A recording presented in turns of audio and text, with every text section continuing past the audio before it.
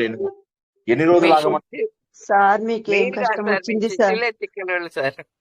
ఒకటి కాదమ్మా, చెప్తే ఇక్కడ మీరు కొంచెం చెప్తారు. ప్రాబ్లం అవుతుంది నాకు. ఇది ఎలా చెప్పాలని ఆలోచిస్తున్నాను. సరే, ఇవాళ కొద్దిగా చెప్తాను, మీరు కూడా కొద్దిగా కోఆపరేట్ చేయండి, సరేనా? సార్కి ఏం కష్టం వచ్చిందో. ఓకే సార్, ఆహా, పర్వాలేదు. భగవద్గీత కృష్ణ భగవద్గీతలో చెప్పేది ఎలాగ ఒక విషయం చెప్పాలి, అది అది ఎలాగ ఏ రకంగా చెప్పాలి అనేది అర్థం కావడం లేదు. అలా త్రిపుటి చెప్పినా గురించి మాకు లాస్ట్ వీక్ అర్థమవుతుంది సార్. మేము పరమానంద శిష్యులం కదా, ఎలా చెప్పినా అర్థమవుతుంది సార్. కాదు కొద్దిగా కష్టపడుతున్నాను నేను 2-3 వారాలుగా, అందుకోసం చెప్తున్నాను. మరొకసారి స్లోగా చెప్తాను, కొద్దిగా ఇచ్చేయండి. ఒకవేళ నేను చెప్పిన తర్వాత ఇంకెవరైనా కూడా రజనీ గారు కానీ, మణి మేడం కానీ, సునంద గారు, ఎవరైనా కొద్దిగా మీరు కూడా ఇంకేదన్నా దానికి అడిషనల్ గా చెప్పగలిగితే చెప్పండి. కొద్దిగా అర్థం చేసుకోవడానికి ట్రై చేయండి, సరేనా? నేను ముందు ప్రారంభించేస్తాను. ముందు అందరూ జాయిన్ అయ్యే లోపల ముందు ఇప్పటివరకు ఏం చెప్పుకున్నామో చెప్పుకుందాం. అంతరాయ తిమిరోపశాంతయే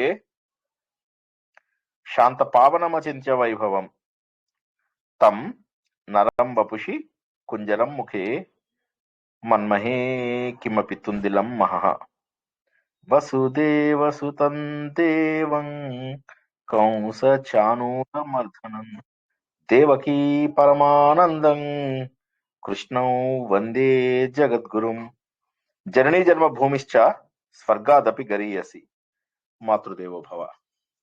భగవద్బంధువులకు, ఆత్మస్వరూపులకు, సత్యాన్వేషులకు స్వాగతం, సుస్వాగతం. పరమ పవిత్రమైనటువంటి భగవద్గీతలో 18వ అధ్యాయంలోకి ప్రవేశించాం. ఈ 18వ అధ్యాయంలోకి ప్రవేశించే ముందు అనేక రకాల ఇబ్బందులకు గురయ్యాం. ముందుగా కర్మ అనేది ఏంటో తెలుసుకున్నాం. అర్జునుడు బాణములను పారేశాడు, వద్దు నేను యుద్ధమే చెయ్యను అని చెప్పేసి.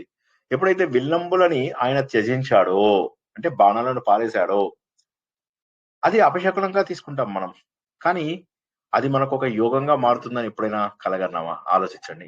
సరే, ఆ తర్వాత శ్రీకృష్ణ భగవానుడు చేసినటువంటి మహోన్నతమైనటువంటి బోధలో కర్మయోగము, నిన్న మనం తెలుసుకున్నాం 4 రకాల యోగాల గురించి. ఏ విధంగానైతే వివేకానందుడు మనందరినీ కార్యోన్ముఖులను చేశాడో, అంటే మన ఆత్మస్వరూపం అనేటటువంటిది కనుక తెలుసుకోవాలి అంటే ఈ 4 మార్గాలలో ఏది పట్టుకున్నా సరే అని చెప్పారు. ఒకవేళ వివేకానందుడు లేకపోయినా, శంకరాచార్య లేకపోయినా ఇవన్నీ అసలు ఎలా తెలిసేవి? ఎందుకంటే ఇప్పటికి చాలా మంది మహానుభావులు వచ్చారు, కానీ వీరు చెప్పినంత స్పష్టంగా ఇంకెవరూ చెప్పలేదు. ఉదాహరణకు రమణ మహర్షి తీసుకుంటే ఆయన ఆత్మజ్ఞానం గురించి మాట్లాడతాడు. స్వామీజీ నాకు గొడవలు అవుతున్నాయి, ఏం చేయాలంటే ఊరుకోవయ్యా అంటాడు. ఊరుకుంటే గొడవలు ఉండవని. కరెక్టే, ఊరుకోగలమా? సో కాబట్టి ఏమైతుందంటే ఇక్కడ మనం ఆలోచించాల్సినటువంటి విషయము, మహానుభావులు చాలా మంది వచ్చారు, కాకపోతే వివేకానందుడు ఏమన్నాడంటే 4 మార్గాలు ఉన్నాయన్నాడు. అందులో మనం మొట్టమొదటిగా కర్మయోగం తెలుసుకున్నాము. కర్మయోగము అంటే చేసే ప్రతి పనిని యోగంగా మార్చుకోవడం అన్న విషయాన్ని తెలుసుకున్నాము. అందులోపల కర్మని మనం కోరిక లేకుండా చేయడము, ఏ ఫలితం వచ్చినా కూడా స్వీకరించగలగడము, దేశం కోసం చేయడము, బాధ్యతగా చేయడము, అసలు నేను చేయలేదని చెప్పేసి వదిలేసేయడం. ఎప్పుడైతే నేను చేయలేయడం అని వదిలేయడం అంటే అప్పుడు మనసు ఒప్పుకోదు. నేను చేయలేదని ఎలా అంటాను? ఇప్పుడు ప్రవచనాన్ని నేను చెప్తున్నాను అనే భావనని నేను పోగొట్టుకోవాలి. అంటే నాకు ఎలాగో భగవంతుడు చెప్పిస్తున్నాడు, ఆయన ఏ పద్ధతిలో ఏ దారిలో తీసుకెళ్తే అక్కడికి అని నాకు నమ్మకం ఉన్నప్పటికీ కూడా నేను చెబుతున్నాను అంటున్నాను కదా. సో కాబట్టి నేను కూడా వదిలేయనేసరికి మనసు ఎలా ఒప్పుకుంటుంది? అర్జునుడు అన్నాడు అనమాట. అప్పుడు లేదు కృష్ణ ఎలాగా అంటే, అప్పుడు ధ్యానం నేర్పించాడు 6వ అధ్యాయంలో. దాన్ని రాజయోగము అంటారు. తర్వాత రాజయోగం లోపల కొద్దిగా భక్తి యోగం కూడా మిక్స్ అయ్యా.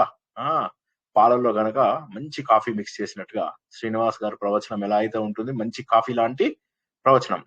సో అలాంటి మిక్సప్ చేసుకోవయ్యా ధ్యాన యోగం లోపల, మెడిటేషన్ యోగం లోపల భక్తి యోగాన్ని అని 7, 8, 9, 10, 11, 12 అధ్యాయాలు చెప్పారు. అందులోపల నీ వస్తువులు ఏవి కావు, ఇవన్నీ దేవుడివి, చలో చుప్ చాప్ ఊరుకో, కథం, ఏం మాట్లాడద్దు అని చెప్పేశారు ఆయన. 13వ అధ్యాయంకి వచ్చేసరికి అర్జునుడిలో పరిణతి వచ్చింది మనందరిలాగా. వచ్చి అప్పటి నుంచి ఆలోచించడం మొదలెట్టాడు. ఏమనంటే నిజమే కదా, భగవంతుడు గొప్పవాడు. భగవంతుడు నాకు 11వ అధ్యాయం లోపల మహోన్నతమైనటువంటి 5 విషయాలు తెలియజేశాడు. నిర్వైర, మద్భక్త, మత్పరమ, మత్కర్మకృతు, తర్వాత సంఘ వివర్జిత, సమాజంతో దూరంగా ఉండమని కూడా చెప్పాడు భగవంతుడు. అన్నిటికంటే ముఖ్య లక్షణం అని చెప్పాడు. అప్పుడు నేను భక్తుడిని అవుతాను. నేను భక్తుడిని అవ్వాలంటే ఏం కావాలి? నాకు భక్తుల్లో ఉండవలసినటువంటి లక్షణాలు ఏంటి అనగానే ఒక 35 లక్షణాలని 12వ అధ్యాయం చూస్తే ఏమో బుజ్జిగా ఉంటుంది. అందుకే ఎప్పుడు పారాయణాన్ని ప్రోత్సహించని నేను 12, 15 ఎందుకంటాను? ఎందుకంటే 12 ఎక్కడ మనం ఎన్ని కోట్ల జన్మల అదృష్టమో 12, 15. ఇందులో ఎవరికైనా 12, 15 అధ్యాయాలు రాని వాళ్ళు ఉన్నారండి? లేదండి, వచ్చండి. రాని వాళ్ళు ఎవరైనా సార్ మీరే మాకు నేర్పించారు సార్. నాకు గుర్తుంది స్టార్టింగ్ లోని మీరు గ్రంథి మాదిగ గారు 12-15 నేర్పించి తర్వాత మాకు టెస్ట్ కూడా తీసుకున్నారు సార్. అప్పుడు అది స్టార్టింగ్ 12-15 మర్చిపోలేదు. తర్వాత ఇప్పుడు కూడా బై హార్ట్ మర్చిపోకండి. దయచేసి ఇది పర్సనల్ రిక్వెస్ట్. అందరూ కూడా ఇంట్లోపల ప్రతిరోజు ఒక్కరే కూర్చుని భగవంతుడి ముందు కూర్చుని 12-15 అధ్యాయాలు అర్థంతో చదవండి. 12-15 అధ్యాయాలలో మహోన్నతమైనటువంటి జ్ఞానం ఉంది. 12వ అధ్యాయంలో భక్తి జ్ఞానము వేరు కాదు అన్న విషయం తెలుస్తుంది. ఎందుకంటే 12వ అధ్యాయంలో ఏవైతే 35 లక్షణాలు చెప్తాడో అవే లక్షణాలు 13వ అధ్యాయం అనగా 13వ అధ్యాయంతో జ్ఞానం ప్రారంభమవుతుంది. ఆ జ్ఞానంలో ఉన్నవి 12లో అంటే భక్తిలో ఉన్నవి. భక్తి జ్ఞానం రెండు ఒకటే. అవే 20 లక్షణాలు మళ్ళీ డిఫరెంట్ పద్ధతిలో చెప్తాడు క్షేత్రజ్ఞ యోగం లోపల చెబుతూ మళ్ళీ అందులో సంఘ వివర్జిత బదులుగా వివిక్త దేశ సేవిత్వం అంటాడు. దూరంగా ఉండడం, సమాజానికి దూరంగా ఉండడం ఇట్స్ ఎ మ్యాండేటరీ రిక్వైర్మెంట్. అది శ్రీనివాస తిక్కతో చెప్తున్నాడా లేకపోతే దేవుడి తిక్కతో చెప్పాడా కాదు. That is something you are supposed to follow. అంతే, ఇంకా దాంట్లో వేరే మార్గం లేదు. సంఘానికి దూరంగా ఉండాలి. ఎందుకు దూరంగా ఉండాలి అంటే బాబు సత్యాన్ని అర్థం చేసుకోవాలంటే దూరంగా ఉండక తప్పదు. ఇప్పుడు కార్ నడిపించాలంటే నువ్వు కార్ బయట కూర్చొని నడిపిస్తావా, కారులో కూర్చొని నడిపిస్తావా? చెప్పండి. సుధామోహన్ గారు అయితే కరెక్ట్ గా చెప్తారు. మేడం, కారులో కూర్చొని నడిపించాలా, కారు బయట కూర్చొని నడిపించాలా? లోపలే కూర్చో. అవ్వయ్య, మీరు కరెక్ట్ చెప్తారంటే పర్ఫెక్ట్ గా. సో కాబట్టి కారు లోపల కూర్చుని నడిపించాలి. అదే విధంగా ఈ ఆత్మ జ్ఞానం కూడా ఏంటంటే సమాజానికి దూరంగా ఉండి మనం నేర్చుకోవాలి. అది 13వ అధ్యాయంలో తెలుస్తుంది. ఎందుకు ఇంత డీటెయిల్ గా చెప్తున్నాం? 13 అయిపోయిందంటే నిజంగా చెప్పాలంటే ఒక రకంగా మొత్తం అయిపోయింది. కానీ ఆయన కారణాలు చెప్పాడు 14వ అధ్యాయంలో. ఏమన్నాడు? ఈ గుణాలు ఏవైతే ఉన్నాయో ఈ గుణాలే అన్నింటికీ కారణము. 14వ అధ్యాయము, 16వ అధ్యాయము, 17వ అధ్యాయము, 18వ అధ్యాయం అన్ని గుణాలతోనే. త్రిగుణాలు మొదట్లో స్టార్ట్ చేశాడు 14లో, 15లో క్లోజ్ చేసేసాడు చాప్టర్. దుకాన్ బంద్, ఖేల్ ఖతం, దుకాన్ బంద్ అనుకున్నాం. తీరా చూస్తే మళ్ళీ 16లో స్టార్ట్ చేశాడు. ఈ త్రిగుణాలతోటే వచ్చే దైవాసుర లక్షణాలు, ఈ త్రిగుణాలతోనే వచ్చే శ్రద్ధాత్రయ విభాగ యోగం 17వది, ఈ త్రిగుణాలతోటే మోక్షమును ఎలా మనం సన్యసించవచ్చు అనేది 18వ అధ్యాయంలో. ఈ విధంగా త్రిగుణాలు అనేవి ఎక్కువ రోల్ ప్లే చేస్తాయి తప్ప నువ్వు స్వతహాగా శరీరానివి కాదు, ఆత్మవి. నువ్వు స్వతహాగా ఆత్మవి అనేటటువంటి సత్యం. ఇది మహోన్నతమైనటువంటి, ఇంతకంటే గొప్ప ఇది నేను ఇన్ని చెప్తున్నాను. అన్నిటి సారాంశము చూసినట్లయితే మీరు భగవద్గీతలో ఉంటుంది. భగవద్గీత అర్థం చేసుకోవడం కష్టం, కానీ అనేక పుస్తకాలు ఇప్పుడు మీరు తెలుసుకున్నటువంటి దీని మీద ఇప్పుడు భగవద్గీత రిలేటివ్లీ సింపుల్ అనిపిస్తుందా లేదా చెప్పండి? సింపుల్ కాదు కానీ కొంతైనా బాగా అనిపిస్తుందా లేదా? హలో, అర్థం అవుతుంది సార్, అర్థం అవుతుంది.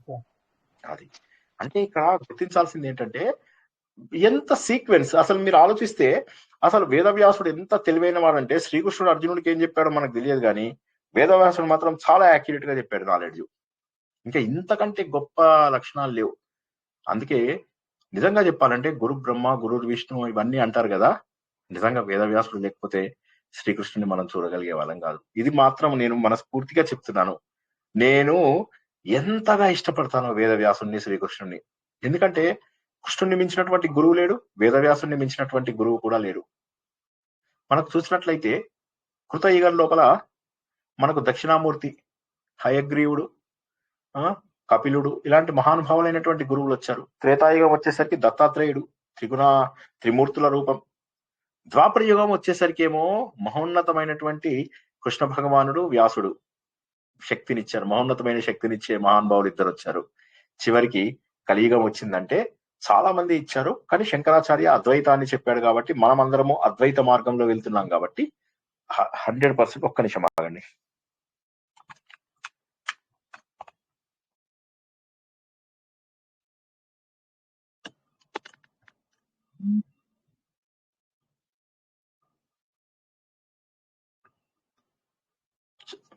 విష్ణు శంకరాచార్య కలియుగం లోపల మనకు దొరికినటువంటి గురువు. ఆ తర్వాత వచ్చే శంకరాచార్యులని నేను పెద్దగా ఇష్టపడకపోయినప్పటికీ కూడాను శంకర సాంప్రదాయం ఏదైతే తీసుకొచ్చారో, శంకరాచార్యులు అద్వైత సాంప్రదాయాన్ని తీసుకొచ్చినందుకు ఆయనకు పాదాభివందనం. ఆ సాంప్రదాయం లోపల జ్ఞాన మార్గాన్నే పూర్తిగా మనకు అందించినటువంటి, మనకు ఉపదేశాన్ని అందించినటువంటి మహానుభావుడైనటువంటి రమణ మహర్షికి, తర్వాత ఈ తత్వాన్ని ప్రపంచమంతా వ్యాప్తి చెందించినటువంటి వివేకానందుడికి, వీరందరికీ పాదాభివందనం చేయమంటే నేను అసలు ఆలోచించను తెలుసా. నేను మామూలుగా మీ అందరికీ తెలుసు పాదాభివందనాలు అవి ఇవి పెద్దగా ఇష్టపడదని. అలాంటిది నేను పర్సనల్ గా వెళ్ళి పాదాభివందనం చేస్తాను. ఇప్పుడు మా తత్వ విధానంలో సరస్వతి గారు ఒప్పుకోరు, లేకపోతే ఆయనకు పాదాభివందనం చేయొచ్చు. ఆయన సిగ్గుపడతారు, మనం పాదాభివందనం చేస్తే ఏమన్నారు పాపం, అలా అలా హెల్ప్లెస్ గా చూస్తూ ఉంటారు. ఎందుకు చేస్తున్నారు, అందరిలో ఒకడే కదా దేవుడు అని. కానీ మనం ఎందుకు దండం పెడతామండి? అందులో ఉన్న దేవుడు కరెక్టే, కానీ ఇంకా అది మనం రియలైజ్ కాలే కదా. కొంత రియలైజ్ అయ్యాం, కొంత అయింది, కానీ మనకు అలా దండం పెట్ట అంత మహానుభావుడు ఆయన. ఆ విధంగా గురువు అనేటటువంటి శబ్దానికి శ్రీకృష్ణుడు, వేదవ్యాసుడు వీరు మహోన్నతమైనటువంటి న్యాయాన్ని చేసి ఒక సీక్వెన్స్ లో, మీరు భగవద్గీతని మళ్ళీ మళ్ళీ నేను చెప్పిందే వినండి, ఇక వేరేవేవి వినకండి. ఆ 95 వీక్స్ నుంచి చెప్తున్నది వినండి, మీకు అర్థమవుతుంది ఎంత సీక్వెన్స్ గా చెప్పాడు దేవుడు అనేది. తర్వాత 13, 14, 15 అయిపోయింది, భగవద్గీత అయిపోయింది. 15వ అధ్యాయం లోపల భగవంతుడు దేవుళ్ళో కలిసిపోయాడు. నేను వేరు, భగవంతుడు వేరు అనేటటువంటి భావన లేదు, తెలిసిపోయింది. 16, 17, 18 అపెండిక్స్ చాప్టర్స్. ఎక్కడైనా రిఫరెన్స్ కావాలంటే తీసుకుంటాం. కలశ అధ్యాయాలు రిఫరెన్స్ అంటే ఎగ్జాంపుల్స్ అన్నమాట. రిఫరెన్స్ అంటే ఏం లేదు, ఎగ్జాంపుల్స్, చాలా ఎగ్జాంపుల్స్. 16 లోపల నువ్వు దైవ లక్షణాలు కలిగి ఉన్నావా, రాక్షస లక్షణాలు కలిగి ఉన్నావా అని 16వ అధ్యాయంలో. 17వ అధ్యాయం లోపల శ్రద్ధ, తర్వాత నీకు వైటీడీలు ఎలా చెయ్యాలి, శాస్త్ర ప్రమాణాలు ఏంటి, ఇవన్నీ మనం 17వ అధ్యాయం తెలుసుకుని, శాస్త్ర ప్రమాణాలు లేనిదే నువ్వు ఏ పని చేయకూడదు అనేది 16వ అధ్యాయంలో ఎండ్ అయ్యాక దాని కొనసాగింపుగా 17వ అధ్యాయంలో శ్రద్ధ నేర్చుకుంటాం. నాకు శ్రద్ధ ఉంది కానీ శాస్త్ర ప్రమాణాలు తెలియవు, ఏం చేయమంటావు అని 17వ అధ్యాయం తెలుసుకున్నాం. ఇప్పుడు చివరికి 18వ అధ్యాయంలోకి వచ్చాక నేనే భగవంతుని అయినప్పుడు మళ్ళీ నాకు మోక్షం ఏంటి, మోక్షం అవసరమా? మోక్షం ఇప్పుడు శ్రీకృష్ణుడి దగ్గరికి వెళ్ళి దేవుడా దేవుడా నీకు మోక్షం ఇస్తానంటే శ్రీకృష్ణుడు నవ్వుతాడా లేదా? ఆలోచించండి. అదే విధంగా మనం కూడా మోక్ష స్వరూపులమైనప్పుడు మళ్ళీ కొత్తగా మోక్షం సాధించేది ఏంటి? నువ్వు ఆల్రెడీ మోక్ష స్వరూపుడై ఉన్నావు, అది తెలుసుకోవడమే హిందూ ధర్మం. నువ్వు ఆల్రెడీ మోక్ష స్వరూపుడై ఉన్నావు, అది తెలుసుకోవడమే మోక్షం. అంతేగాని మోక్షం అనేది కొత్తగా తెచ్చుకునేది అంటారా? మోక్షం అనేది కొత్తగా తెచ్చుకునేది అంటారా? హలో, ఆల్రెడీ మనం మోక్ష స్వరూపుడు, తెచ్చుకునేదేమీ ఉండదు. మనం తెలుసుకుంటే చాలు. ఏం కాదు సార్, మనం ఆల్రెడీ మోక్ష స్వరూపం. కరెక్ట్. కాకపోతే ఏంటంటే తెలుసుకోలేకపోతున్నాం. అంటే మనం ఏమవుతుందంటే ఇప్పుడు సత్యాన్ని సత్యంగా తెలుసుకున్నప్పుడు, ప్లీజ్ గట్టిగా చేయి బిగపట్టుకోండి. సత్యాన్ని సత్యంగా తెలుసుకున్నప్పుడు సత్యాన్ని అసత్యంగా భావించే అవకాశం ఉందా లేదా? నా పాయింట్ అర్థమైందా? నేనేమన్నాను? నిజంని నిజంగా తెలుసుకోకపోతే నిజంని అబద్ధంగా అనుకునే ఛాన్స్ ఉందా లేదా? ఉదాహరణకి నువ్వు ఆత్మస్వరూపుడివి అని చెప్పి తెలుసుకోకపోతే నువ్వు శరీరము అని భావించే అవకాశం ఉందా లేదా? నాకు చెప్పండి ఒక్కసారి ఎవరైనా. ఉంది సార్, అవకాశం ఉంది. తాడుని చూసి పాము అనుకున్నట్లుగా సత్యాన్ని చూసి అసత్యం అనే భ్రాంతిలో ఉన్నాం కదా. అసత్యం అనే భ్రాంతి లోపలికి వచ్చేటటువంటి, కాబట్టి సత్యాన్ని సత్యంగా తెలుసుకోవడం అనేటటువంటిది అన్నిటికంటే కూడా ముఖ్యమైనటువంటిది. సత్యాన్ని సత్యంగా తెలుసుకోవడం అనేటటువంటిది అన్నిటికంటే కూడా గొప్ప విషయము. కాబట్టి మనమంతా కూడా సత్యాన్ని సత్యంగా గుర్తించేటటువంటి స్థాయిలో ఉన్నాము. ఎందుకంటే ఇప్పుడు దగ్గరికి వచ్చేసాం, 18వ అధ్యాయం వచ్చింది, నువ్వు అటువంటి స్వరూపుడవి అని చెప్పి చెప్తున్నాడు భగవంతుడు. కాబట్టి మన సత్యాన్ని ఎలా తెలుసుకోవాలి శ్రీనివాస్ గారు? ఎలా తెలుసుకోవాలంటే భగవంతుడు చెప్తున్నాడు, అసలు ఎందుకు ఇదంతా ఏంటయ్యా అంటే నువ్వు ఆత్మని ఆత్మగా గుర్తించడం లేదు. నువ్వేం చేస్తున్నావు అంటే ఆత్మను అదేదో పని చేస్తున్నాడు, నేను చేశాను, నేను అనేది ఆత్మ. ఎవడై సుబ్రహ్మణ్యం సినిమాలో చెప్పినట్టుగా నేను అనేటటువంటిది ఆత్మ. మరి నేను అనేటటువంటిది ఆత్మ అయినప్పుడు నేను అనేటటువంటిది ఎలా పనిచేస్తుంది సార్? ఆత్మ పనిచేయదా? ఇప్పుడు మీ లోపల శక్తి ఎవరిదండి? హలో, పరమాత్మ శక్తి, చైతన్య శక్తి. చైతన్య శక్తి అంటే ఆత్మ. ఈ ఆత్మనే పనిచేస్తున్నట్టు కదా. మరి ఆ శక్తి లేకపోతే మీరు ఏ పని చేయగలరా?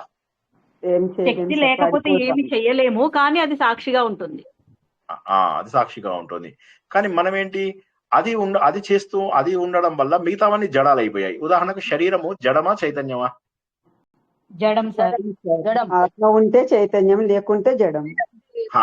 ఉత్త శరీరం జడమా కాదా? జడం అంటే దాంట్లో ఎటువంటి చైతన్యం ఉండదు. ఇప్పుడు నా శరీరం, ఇందులో ఆత్మ లేకపోతే నిలబడుతుందా?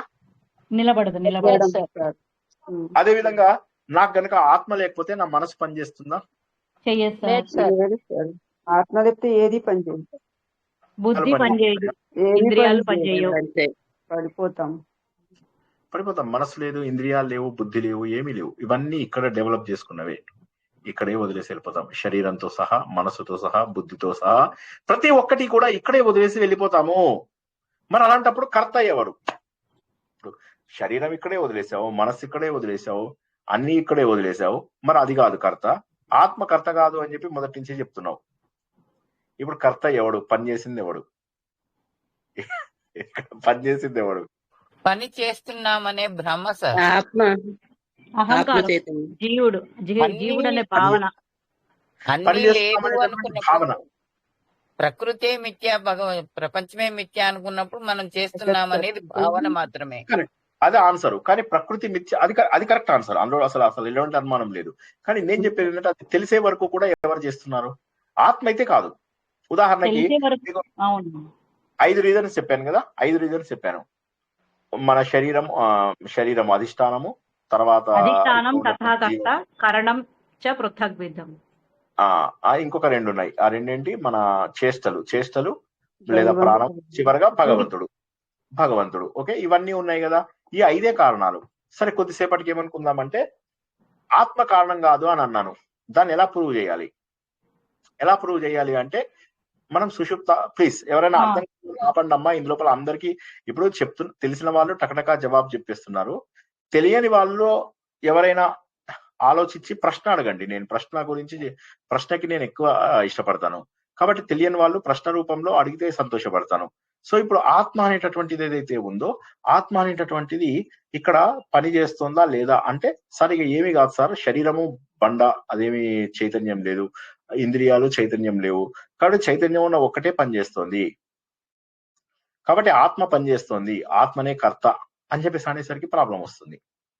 కానీ దానికి మళ్ళీ మనము నిద్ర ఎగ్జాంపుల్ తీసుకున్నాం. కొద్దిగా ఇది కష్టమైన కాన్సెప్ట్, ఏమనుకోవద్దు. కొద్దిగా చెయ్యి గట్టిగా బిగించి పట్టుకోండి, ప్రశ్నలు అడగండి. ఓకే, ఇది అర్థమైన తర్వాత ఈ చాప్టర్ అంతా నేను మీకు ఒక్క రోజులో చెప్పేయమంటే చెప్పేస్తా. కానీ ముందు ఇది నేను చాలా అవస్థ పడుతున్నానో అర్థం చేసుకోండి. నేను ఎందుకంటే ఏ పుస్తకాల్లోనూ నేను చెప్దాం అనుకున్న పాయింట్స్ దొరకడం లేదు. నాకు దొరికితే ఇంత కష్టపడేవాడిని కాదు తెలుసా. నాకు స్ట్రగుల్ అవుతుంది, నాకు చాలా స్ట్రగుల్ అవుతుంది. ఇప్పుడు మీకోసమే ఈ నోట్స్ అంతా రాశాను. నేను ఎప్పుడైనా అసలు మీకు చెప్తూ రాస్తాను, అలాంటిది ముందే రాసి కూడా రెడీగా పెట్టాను. సో కొద్దిగా అర్థం చేసుకోండి. ఆత్మ పనిచేస్తుందా అంటే ఆత్మ పనిచేయడం లేదని ప్రూఫ్ ఏంటి? నిద్రలో ఉన్నప్పుడు మన శరీరం ఉంది కదా, ఆ శరీరం పనిచేస్తుందండి. నిద్రలో ఉన్నప్పుడు శరీరం పనిచేస్తుందా? నిద్రలో ఉన్నప్పుడు పనిచేయదు. ఆ టైం లోపల మనస్సు, బుద్ధి ఇవన్నీ పనిచేస్తాయా? చేయవు. గుండె కొట్టుకుంటుంది, శ్వాస తీసుకుంటుంటాం కదా సార్, అవి కాదండి, పని చేసినట్లే కదా.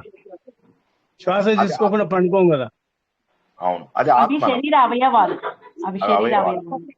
మనసు పనిచేస్తుందా మీకు? మనిషి పనిచేస్తుందా? మీకు 10 ఇంద్రియాలు ఏవైతే ఉన్నాయో, కాళ్ళు చేతులు కదలడము అలాంటివి ఏమన్నా జరుగుతాయా? మీకు నిద్రలో బాత్రూమ్ కూడా వెళ్ళారు తెలుసా. గాఢ నిద్రలో ఉన్నప్పుడు బాత్రూమ్ కూడా రాదు.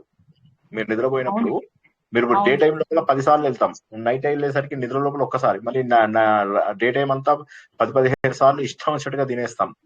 నైట్ టైం లోపల ఒక్కసారి కూడా తినం. ఎందుకంటే then you are not body anymore. At the same time you are not mind anymore. నువ్వు మైండ్ కూడా కాదు. ఆ సమయం లోపల మైండ్ లేదు, తర్వాత ఆ టైం లోపల ఇది లేదు. కానీ వేణుగోపాల్ గారు చెప్పినట్టుగా శరీరంలో అన్ని పనిచేస్తున్నాయి.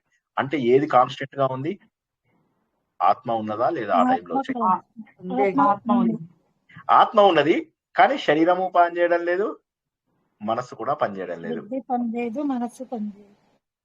అంటే ఆత్మ అనేది అకర్త, సాక్షిభూతంగా మాత్రం ఉంది, నేను కాపాడుకుంటూ వస్తుంది. అండ్ ఇంకొక విషయం తెలుసా, మీరు నిజంగా ప్లీజ్ చేయి గట్టిగా బిగించండి. ఆత్మ జ్ఞానం వచ్చిన తర్వాత మీరు ఆత్మ స్వరూపాన్ని చూడగలుగుతారు. ఎంత బాగా చూడగలుగుతారంటే మీ ముఖాన్ని అద్దంలో చూసుకున్నంత బాగా చూడగలుగుతారు అని చెప్పి మనం ఆత్మబోధలో తెలుసుకున్నాం. అంత స్వచ్ఛంగా. అయితే ఆత్మబోధ మన ముఖాన్ని స్వచ్ఛంగా చూసేంత బాగా చూడగలుగుతామా? చూడగలుగుతాం. కొద్దిగా క్లీన్ చేస్తూ అద్దాన్ని పోతే మొదట్లో మన ముఖం అస్పష్టంగా కనిపిస్తూ తర్వాత స్పష్టంగా అయిపోతుంది. అదే విధంగా ఇక్కడ కూడా మనం గుర్తించాల్సినటువంటి మహోన్నతమైన విషయం ఏంటంటే ఆత్మ అనేటటువంటిది కనిపిస్తుంది. ఎవరో సౌజన్య గారు అన్మ్యూట్ చేసుకున్నారు. కాదు, అందరూ వేరే పనులు మానేయాలి అని చెప్పాను ఇవాళ. ఓకేనా? వేరే పనులు మానేసేయండి. భోజనాలు తినాల్సి వచ్చినా, లేకపోతే కబుర్లు చెప్పాల్సి వచ్చినా, ఏమైనా టీవీలు చూడాల్సి వచ్చినా ఇవాళ మానేయండి దయచేసి. ఇవాళ నేను కష్టపడుతున్నానని అర్థం చేసుకోండి. లేదంటే మానేద్దాం, అందరం కలిసి మానేద్దాం. ఏమి పని లేవు సార్, ఖాళీగానే ఉంది. అప్పుడు అందరం మానేద్దాం అనగానే అందరూ సంతోషంగా వేళ్ళు లేపారేంటి? అందరం మానేద్దామని వేణుగోపాల్ గారు ఇంకా వీళ్ళందరూ ఓకే సార్ అంటే తినేసి కూర్చున్నాను సార్. రెడీగా ఉన్నాం. ఇప్పుడు మళ్ళా నాకు అవస్థ అవుతుంది, కొద్దిగా అర్థం చేసుకోండి. ఇప్పుడు నిద్ర లోపల ఆత్మ పనిచేయడం లేదు అంటే ఒకే ఒక టైం లోపల మనకు శరీరము, ఇంద్రియాలు ఇవన్నీ ఏవైతే మనము 5 హేతువులు చెప్పుకున్నామో ఒక కర్మ జరగడం కోసమని 5 హేతువులు, పంచహేతువులు అని చెప్పి చెప్పుకున్నాం. ఆ పంచహేతువులు పనిచేయని సమయంలో కూడా నీకు చైతన్యం ఉంది. అంటే ఆత్మ అనేది పనిచేయదు, ఆత్మకేమీ సంబంధం లేదు. ఆత్మ కేవలం నీకు కావాల్సిన శక్తిని ఇస్తుంది. మరి ఇప్పుడు ఈ 5 కలిసి చేస్తున్నారు పని.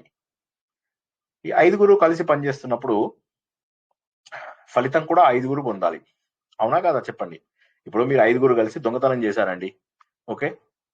టీవీ మణి గారు, సుధావల్లి గారు, రజనీ మేడము, వేణుగోపాల్ గారు, ఇంకా సౌజన్య గారు, వీళ్ళు 5 కలిసి దొంగతనం చేశారు. పోలీసు వాళ్ళు పట్టుకున్నారు. పట్టుకున్నాక ఒకరికి ఎక్కువ పనిష్మెంట్, ఒకరికి తక్కువ పనిష్మెంట్ వస్తుందా, లేకపోతే సమానమైన పనిష్మెంట్ ఇస్తారా? సమానమైన పనిష్మెంట్. సమానమైన పనిష్మెంట్ ఇవ్వాలి. ఇదే సమయం లోపల మన టీవీ మణి మేడం చాలా చాలు పార్టీ, ఆవిడేం చేశారు, వేరే దేశాలకు వెళ్ళిపోయారు. ఇప్పుడు ఎవరు అనుభవించాలండి? ఆవిడ ఎవరికి దొరకట్లేదు. ఇప్పుడు ఎవరు అనుభవించాలి? మరి అది తప్పు కదా, అది తప్పు కదా. మరి ఇక్కడే 5 అనుభవించకుండా 4 అనుభవించారు అనుకోండి, మరి అది తప్పు కదా. సో కాబట్టి ఈ 5 కలిసి అంటే ఒకరిపైన ఒకరు ఆధారపడి చేస్తున్నారు, కానీ ఈ 5లో ఇండివిజువల్ గా కర్త ఎవరు కాదు. అర్థమైందా అండి? సారీ, నేను చెప్పలేకపోతున్నానా? 5 ఒకరిపైన ఒకరు ఆధారపడి చేస్తున్నట్టుగానే ఉంది, కానీ ఏ ఒక్కరు కర్తగా లేరు, కరణాలు అవుతున్నారు. కరణాలు అంటే కారణం, ఇన్స్ట్రుమెంట్స్. చేయలేరు, అందరు కలిసి చేస్తేనే చేయగలుగుతారు. ఆ 5 కూడా కర్తలు కాదు. అప్పుడు అందరూ కూడా ఇన్స్ట్రుమెంట్స్ గా అవుతున్నారు, అంతే. ఇన్స్ట్రుమెంట్స్ ఉన్నారు, కానీ అసలు దొంగ ఎవరో దొరకట్లేదు. అర్థం కాలేదు. టీవీలో ప్రకటన చేద్దాం. సో ఇక్కడ పాయింట్ అర్థం చేసుకోండి. అందరూ కారణమవుతున్నారు, పని కావడానికి 5 కారణం అవుతున్నారు, కానీ పని చేసింది ఎవరు అంటే ఎవరు లేదు. ఇప్పుడు ఇక్కడ ఎంత కాంప్లికేటెడ్ వస్తువు అంటే, అందుకోసమే ప్రపంచమంతా మిథ్య అని చెప్పి తెలుసుకోవాలి మనం. కారణం తెలుస్తుంది మనకి, ఎవరు అనేటటువంటిది కారణం తెలుస్తుంది, కారణము బాగా తెలుస్తుంది. 5 కారణం. ఉదాహరణకి కళ్ళు, దొంగతనం చేస్తున్నప్పుడు నా కళ్ళు చూసాయి, నేను ఒక్కనే దొంగతనం చేశాను అనుకోండి, కళ్ళు చూస్తున్నాయి. చేతులతో దొంగతనం చేశాను, కాళ్ళతో నడుచుకుంటూ వెళ్ళాను, మనస్సుతోటి నేను ఆలోచిస్తూ ఎలా చేయాలి అని చూశాను, నోటినేమో నిశ్శబ్దంగా ఉంచుకుంటూ. 5 కారణాలు అనుకుందాం ఉదాహరణకి, ఫర్ ద టైం బింగ్. కొన్ని రోజులైన తర్వాత ఏమైనాయి, నేను దొంగతనం కూడా చేసుకుని వచ్చాను. తర్వాత అనుకోకుండా ఏమైందంటే, ఏదో ఒక టైం లోపల నా కళ్ళు పోయాయి అనుకుందాం. కళ్ళు పోగానే ఇప్పుడు మరి కర్మాని సరిగ్గా పంచాలంటే, మరి ఇప్పుడు ఆ 5 తప్పు చేస్తే 4 మీద వేయడం కరెక్టా? కళ్ళు కూడా తప్పు చేసాయి కాబట్టి కళ్ళు పోయాయని అది శిక్ష అనుభవిస్తుందని అనుకోవచ్చు కదా సార్. మీరు అలా లాజిక్ అది ఇక్కడ నేను అన్నది. ఒకసారి జస్ట్ కూల్ గా ఆలోచించండి. అందరికి ఏదో కారణం వల్ల పోయింది అనుకోండి, పోనీ, ఓకే.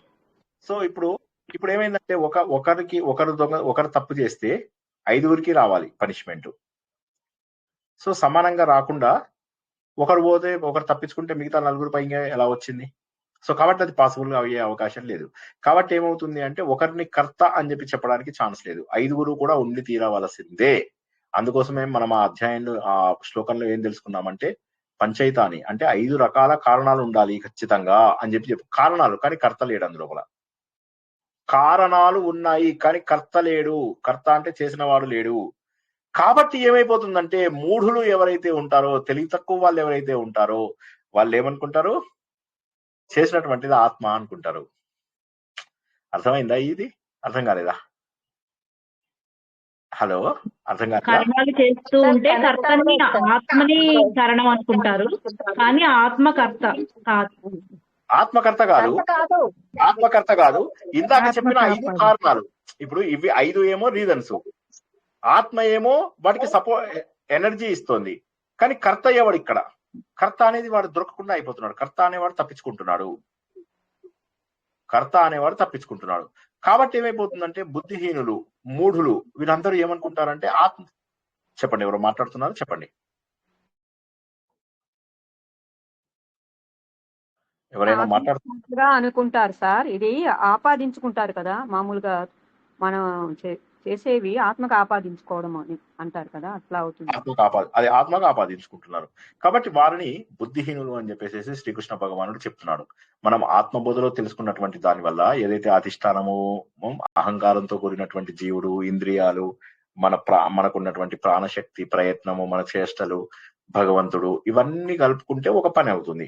అయితే ఈ 5 అనేవి ఏవైతే ఉన్నాయో ఇవి కేవలం కారణాలుగా మిగులుతున్నాయి, కానీ వీళ్ళని ఒక్కళ్ళని కర్త అని చెప్పి పిన్ పాయింట్ చేయడానికి అవకాశం లేకుండా ఉంది.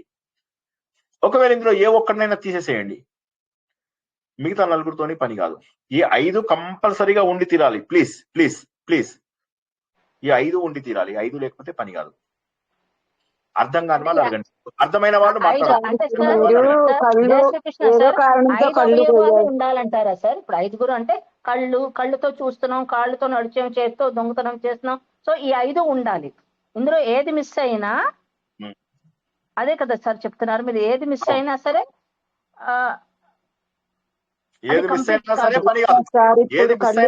కంప్లీట్ అవ్వదు, పని కంప్లీట్ అవ్వదు. పని అసలు కాదు. ఇప్పుడు ఏ పని మీరు ఇంట్లోపల వంట మొదలెట్టినా కూడా 5 ఉండి తీరాల్సిందే. ఏ పని చేసినా కూడా 5 ఉండి తీరవలసిందే. ఆ 5 ఏ ఒక్కటి లేకపోయినా కూడా పని కాదు. కానీ మరి ఆ 5 లోపల ఏ ఒక్కరు కూడా ఇండివిజువల్ గా కర్త అని చెప్పి చెప్పడానికి అవకాశం లేదు. ఈ 5 కారణాల వల్ల పని జరుగుతోంది, కానీ కర్త ఎవడు అంటే తెలియడంలా. నేను అనుకుంటున్నాం అంతే, కానీ కర్త ఎవడో తెలియడం లేదు. అట్ ద సేమ్ టైం కొన్ని కర్తను ఆత్మ అనుకుందామంటే ఆత్మకు కర్తృత్వం, భోక్తృత్వం లేదు. అదెలా తెలుసుకున్నాము? గాఢ నిద్రలో చూసాం మనం. శరీరం కాదు, మనస్సు కాదు, బుద్ధి కాదు, కానీ ఆ టైం లోపల ఆత్మ లేదు అని చెప్పి అనగలమా? అనలేం. కాబట్టి ఆత్మ ఉంది, కానీ అది ఏ పని చేయడం లేదు.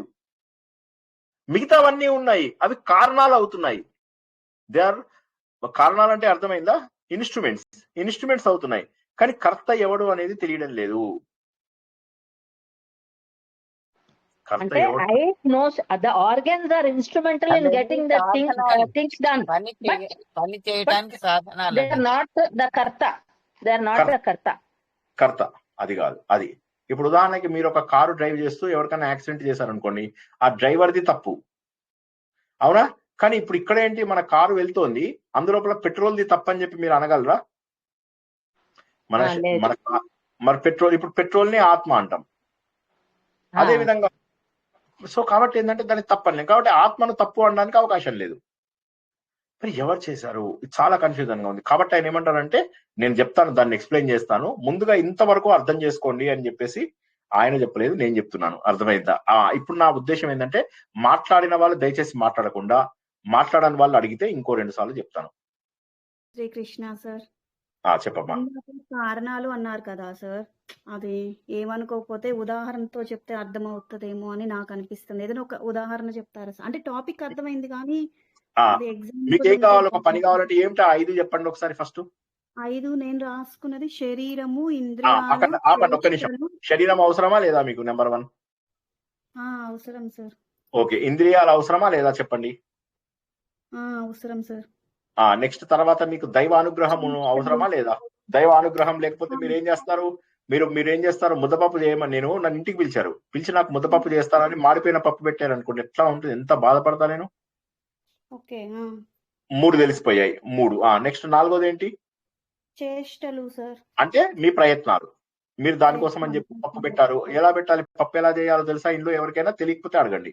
పప్పు ఏం చేయాలంటే, ముందుగా దాన్ని ఒక చిన్న పాత్రలో తీసుకుని దాంట్లో కొద్దిగా ముందు చెప్పారు సార్. నేర్పించానా? సూపర్. మీరు అలా ఒక్కసారికే నేర్చుకుంటారా? అయితే నేను ఇంత కష్టపడాల్సిన అవసరం లేదు. చాలా కన్ఫ్యూజ్ చేస్తున్నారు మీరు. ఒకసారి నేర్చుకుంటే బాగా ఉండేది. ఎనీవే, సో కాబట్టి ఇక్కడ ఏం మనకు తెలుస్తోంది అంటే, మనకి ఇక్కడ చేష్టలు. నెక్స్ట్ 5వది ఏంటి చెప్పమ్మా? ఎవరు ప్రశ్న ఎవరు? వెంకట చైతన్య. జీవాత్మ అని రాసుకున్నాను సార్, మన కృషి అని అట్లా రాసుకున్నా. జీవాత్మ అనే బదులుగా అహంకారం, అది నేను అనే అహంకారం.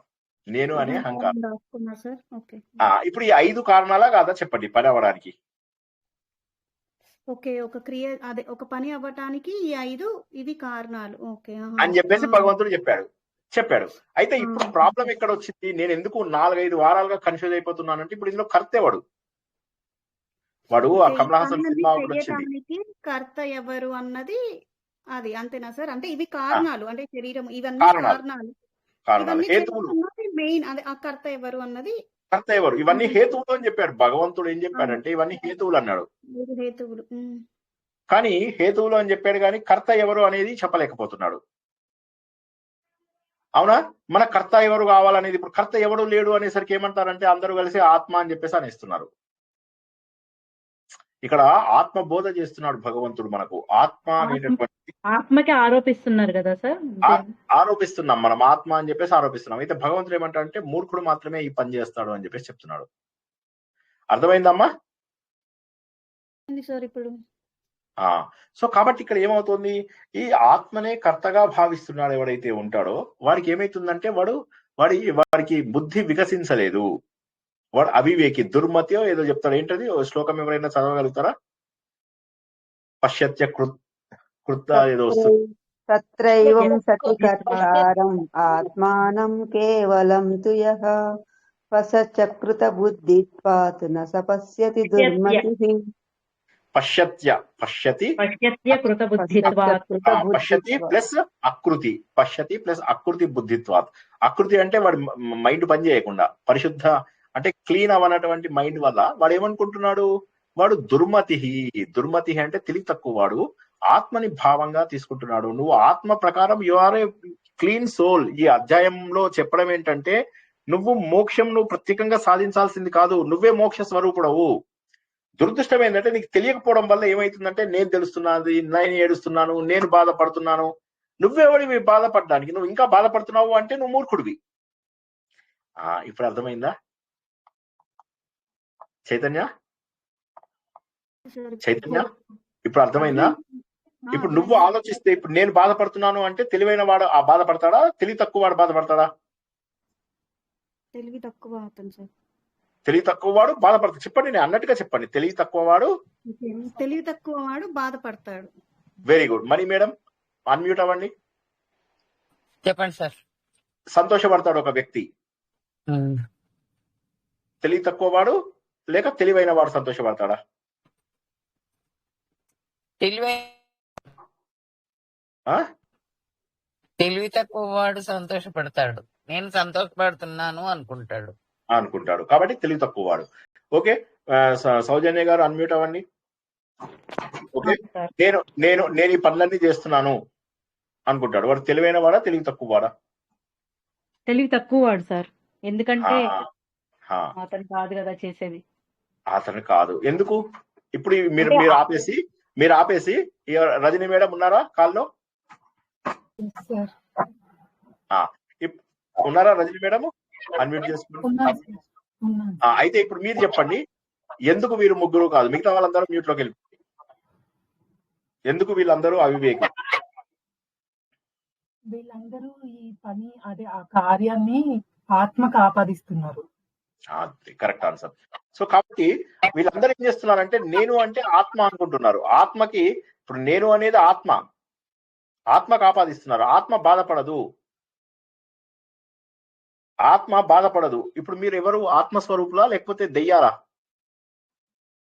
హలో, ఆత్మస్వరూపులు. రాత్రిపూట తెల్ల బట్టలు వేసుకొని ఇలా వస్తారు. భయపెట్టారు, మీరు అనుకుంటున్నారు.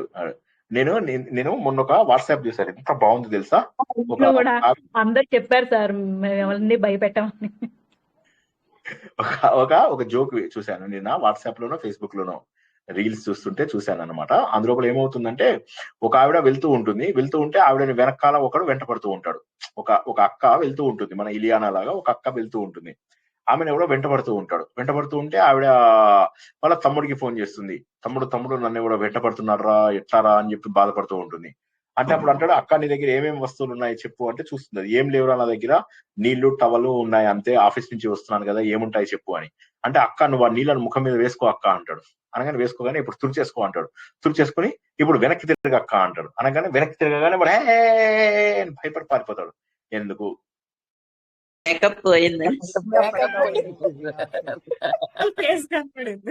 మేకప్ అంతా పోతుంది. సో అలాగా సో ఏంటంటే మనమంతా కూడా జీవితం లోపల మేకప్ తో బతుకుతున్నాం. ఆ మేకప్ మనం పోగొట్టేసేయాలి, ఆ మేకప్ తీసేసేయండి. ముఖం మీద అనవసరమైనటువంటి పొరలు వేసుకోకండి. ఎవరి కోసం ఆ పొరలు? మాస్క్ ఎందుకు? ఆ మాస్క్ తీసి పడేయండి మాస్కులని. సార్ అట్లా చెప్పకండి సార్, కర్రేగా పుట్టినాం సార్. కొద్దిగా నేనే కర్రేగా ఉన్నా, నేనేమన్నా వేసుకున్నాను ఆ మాస్కులు? చిన్నప్పుడు వేసుకున్నా, అది వేరే సంగతి. కానీ ఇప్పుడు వేసుకుంటున్నా. కర్రేగా ఉంటే కర్రేగా ఉండని ఏమైంది? మీరు కరగలేరు సార్, మీరు కరగలేరు సార్, కలర్ ఉన్నారు సార్. Thank you. ఇది వినాలని నాకు ఎన్నోసార్లు అనిపిస్తూ ఉంటుంది. కానీ వేణుగోపాల్ గారు మాత్రం చెప్పారు మీరు తెల్లగా ఉన్నారని. సార్ కర్రేగా ఉంటే ఏమైంది సార్? శ్రీకృష్ణుడు కర్రేగా లేడా? కర్రేగా ఉంటే ఏమైతే సార్? మనసు బాగుండాలి కదా, ఇట్లా చెప్తారు. అంతేగాని సార్ మీరు కర్రేగా లేరు, తెల్లటి తెలుపున్నారని చెప్పేవారు లేరు. ఇవాళ లక్కీగా మీరు చెప్పారు. వండర్ఫుల్. సో ఇక్కడ మనం గుర్తించాల్సింది అబద్ధం చెప్పలేకపోతున్నా. సో ఇక్కడ ఏం గుర్తిస్తున్నాం మనము? మనకున్నటువంటి మాస్క్ ని తొలగించాలి ఫస్ట్. నేను అనేటటువంటిది పవిత్రమైనటువంటి భావన. ప్లీజ్ నేను ఏమంటానంటే ఈ ఒక్క మాటనే, ఈ ఒక్క ప్రవచనాన్ని ఎక్కువ సార్లు వినండి. మీరు పవిత్రులు. మీరు వేరే మతాల్లో చెప్పినట్టుగా వేరే ఇది కాదు. మీరు పాపులు, నేను పాతకుండాను అంటారు, వేరే వాళ్ళు మీరు పాపులు అంటారు. కానీ మనం అలా అనము. అవును సార్. నేనేమంటున్నానంటే మనం పవిత్రులం అంటున్నది. హిందూ ధర్మం ఏం చెప్తుందంటే నువ్వు సచ్చిదానంద స్వరూపుడివి, బాధపడుతున్నావు అంటే నువ్వు మూర్ఖుడివి. సో నేను అనేటటువంటిది కేవలం ఆత్మను మాత్రమే సూచిస్తుంది. నేను అనేది ఆత్మను మాత్రం, అంటే మన లౌకిక విషయాల్లో నేను అంటే సరే, నేను శ్రీనివాసన్ అది వేరు. నేను లౌకిక విషయాల్లో కాదు చెప్తున్నది, సామాజిక విషయాల్లో కాదు చెప్తున్నది, ఆధ్యాత్మిక విషయంలో నేను అనేది ఆత్మనే సూచిస్తుంది. అచ్చా, ఇప్పుడు ఏంటంటే మాట్లాడిన వాళ్ళు కాకుండా మాట్లాడిన వాళ్ళకు ఒక 5 నిమిషాలు టైం ఇస్తాను, అడగండి. ఏ ప్రశ్న అడిగినా సరే జవాబు చెప్తాను. ఎందుకంటే ఇప్పుడు ముందు ఇది ఇంకా ఎక్స్ప్లెయిన్ చేయాలి కదా. నాకు తెలిసి ఇది ఇంకో వారం పట్టకుండా జాగ్రత్త పడాలి. ఇవాళ 10 లోపల కంప్లీట్ చేద్దాం. ఇంకో డౌట్ అడగమ్మా. కర్త ఎవరు అన్నది ఇప్పుడు మీరు ముందు చెప్పే దాంట్లో వస్తుందా సార్? మీకు తెలుస్తుంది. ఇప్పుడు అది వదిలేయండి. ఫస్ట్ ఇప్పటిదాకా చెప్పింది అర్థం కాని వాళ్ళు అడగండి. ఓకే.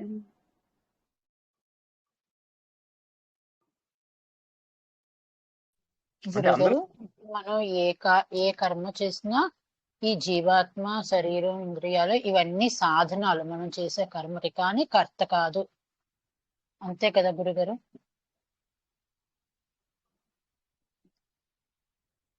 అండ్ ఇంకా గమ్మతైన విషయం ఏంటంటే నేను అనేటటువంటిది ఆత్మ.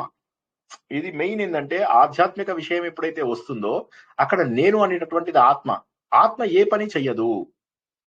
ఆత్మ అనేటటువంటిది నిరంతరము ఆనందంగా ఉండేది. ఆనందంగా ఉందని గ్యారెంటీ ఏంటి?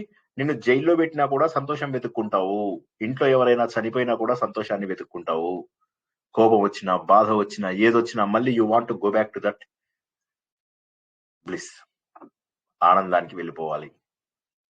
ఎందుకని? బికాస్ అది నీ ఒరిజినల్ స్వరూపము. మీ లోపల నిరంతరము బాధగా ఉండాలనే వాళ్ళు ఒకసారి చేయలేపండి ఒక్కసారి ప్లీజ్. అట్లా లేదు, కొంతమందికి ఉంటుంది, ఎప్పుడు బాధపడాలని కోరుకుంటుంది. ఎవరున్నారండి ఇంతమందిలో? ఒక్కళ్ళకి లేదా? అందరూ సంతోషంగా ఉండాలని ఎంతమంది అనుకుంటున్నారండి ఇందులో? నేను సంతోషంగా ఉండాలి, అందరూ కూడా సంతోషంగా ఉండాలని ఎంతమంది అనుకుంటున్నారు? కళ్యాణి గారు అనుకుంటున్నారు. దానికి కారణం ఏంటంటే అందరి సంతోషంలోనే మన సంతోషం ఉంది తెలుసా? నిజమైన సంతోషము వేరే వారిని సంతోష పెట్టడంలోనే ఉంది, వేరే వాళ్ళని బాధ పెట్టడంలో ఉండదు. వేరే వాళ్ళని సంతోష పెట్టడంలో మాత్రమే నిజమైనటువంటి సంతోషం ఉంటుంది. Real happiness lies in making others happy. Sudhamohan గారు ఏం చెప్పాను? Real happiness lies in making others happy. Correct. కాబట్టి మనం ఆనందంగా ఉండాలి అంటే అవతల వాళ్ళని ఆనందంగా ఉంచగలగాలి. అవతల వాళ్ళు ఆనందంగా ఉన్నప్పుడు, మీరు ఆనందంగా ఉన్నప్పుడు ఎంత బాగుంటుంది. మీరు ఫంక్షన్స్కి ఎందుకు వెళ్తారో తెలుసా? నవ్వుతూ ఉన్న ముఖాలను చూడడానికి. అది ఆత్మస్వరూపం. సార్ భగవద్గీత చెప్తాను ఆత్మస్వరూపంలోకి వచ్చేసారు సార్, మీరు బై మిస్టేక్ మర్చిపోయారు. కాదు, మర్చిపోలే, కావాలనే చెప్తున్నా. ఎందుకంటే ఎప్పుడు ఆనందంగా ఉండాలి. అది నీ అసలు స్వరూపం అని చెప్పేసి భగవంతుడు చెప్తున్నాడు. నువ్వు సచ్చిదానంద స్వరూపుడవి. గురువుగారు అమ్మా చెప్పమ్మా. గురువుగారు అందరూ బాగుండాలి, అందులో మనం ఉండాలి. కరెక్ట్. సో కాబట్టి ఇక్కడ ఏమవుతుంది, మనము ఆత్మస్వరూపులము అనే దానికి ప్రూఫ్ ఏంటి అంటే ఎప్పుడు నువ్వు ఆనందంగా ఉండాలనుకోవడమే. ఎవరైనా ఈ పాయింట్ రాసుకొని నాకు రేపు పంపించాలి అందరూ. నువ్వు ఎందుకు ఆనందంగా ఉండాలి అంటే నువ్వు ఆనందంగా ఉండాలని ఎప్పుడూ అభిలషిస్తున్నావు. అదే నీ అసలు స్వరూపం. అమ్మయ్య, కొంత నేను నా గుండెల మీద బరువు దింపుకున్నా. మీకు అర్థమైందా అండి నేను ఏం చెప్తున్నాను? నేను ఆత్మస్వరూపుడనని ఎలా తెలుసు నాకు? ఎలా తెలుసు అంటే అందరినీ ఆనందంగా ఉండాలి అనుకుంటాం ఆనందంగా కాబట్టి. ఉంటాను, ఇంకో ఆనందం కోరుకుంటాను. మన అసలు స్వరూపమే ఆనంద స్వరూపం, సచ్చిత్ ఆనంద స్వరూపం. మనం ఎప్పుడు ఆనందంగా ఉండాలని కోరుకుంటాము. ఎంత బాధ వచ్చినా కూడా ఎప్పుడు ఇంకా ఆనందాన్ని వెతుక్కుంటూ ఉంటాం. కాబట్టి అది మహోన్నతమైనటువంటి రూపము. కాబట్టి నువ్వు ఆనంద స్వరూపుడవి, నువ్వు ఆనంద స్వరూపుడవి. సత్యమైన, సత్యమైన అంటే అసత్యం కానటువంటి, చిత్ చైతన్యవంతమైన, ఎవర్ డైనమిక్, బబులింగ్. సో అట్లా ఉన్నటువంటి ఆనంద స్వరూపుడవి. ఎప్పుడు ఆనందంగానే ఉంటుంది. ఎందుకంటే దానికి కారణం ఏంటో తెలుసా? పురుష సూక్తంలో తెలుసుకున్నాం. ఏమని తెలుసుకున్నాము? ప్రపంచం అంతా కూడా ఉన్నటువంటిది ఒక్క చైతన్యమే. ఆ చైతన్యంలోంచి భగవంతుడు ఒకానొక టైం లోపల ఒక పావు భాగంలోంచి ఈ సృష్టిని క్రియేట్ చేశాడు. ఈ సృష్టిలో ఉన్నవి మాత్రమే పుడుతూ చస్తూ ఉంటాయి. కారణం ఏంటంటే త్రిగుణాలను తీసి పడేయి. నువ్వు త్రిగుణాలను తీసి పడేసేయి. ఎందుకు నేను స్ట్రిక్ట్ గా ఉంటాను ఒక్కసారి అర్థం చేసుకోండి. మీరు ఇక లైఫ్ లో వదలరు. ఈ 8 నెలలు స్ట్రిక్ట్ గా ఉండండి.